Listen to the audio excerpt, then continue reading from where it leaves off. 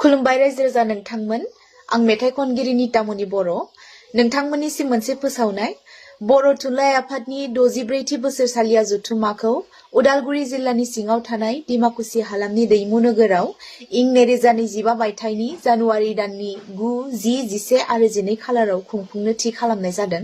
बे जथुम्मायाव आलासि आरो थान्दै महरै आसामनि अनगायैबो बांलादेश, नेपाल आरो इन्डोनेशिया हादरनि बर' फोलेरनि सुबुंफोरा बाहागो लाफैगोन। बेनि अनगायैबो त्रिपुरा, मेघालय, सोनाब बंग, गोदान दिल्लीनि सुबुंफोराबो बाहागो लाफैगोन। बे जथुम्मायाव फरायसा आरो रायजो राजा नोंथांमोननि थाखाय जर'खायै बायदि बायदि आयदाफोरनि सायाव सावरायमुफोरबो लानाय जादों। लोगोसेनो बे हाबाफारिजों लोब्बा लाखिनानै 6 जानुवारिनिफ्रायनो बायदिसिना हाबाफारिजों लोगोसे दिन्थिफुंसालिखौ रायजो राजा नोंथांमोना बयबो फैनानै नायफैनो हासिगोन। ओंखायनो बानजाय आफादनिफ्राय जानानै गासै राव थुनलाइ सिबियारि मोजां मोनगिरि रायजो राजा नोंथांमोनखौ हाबाफारियाव लोब लोब फैनानै हाबाफारिखौ जाफुंसार होफैनो थाखाय आं गुरैयै खावलायहरबाय।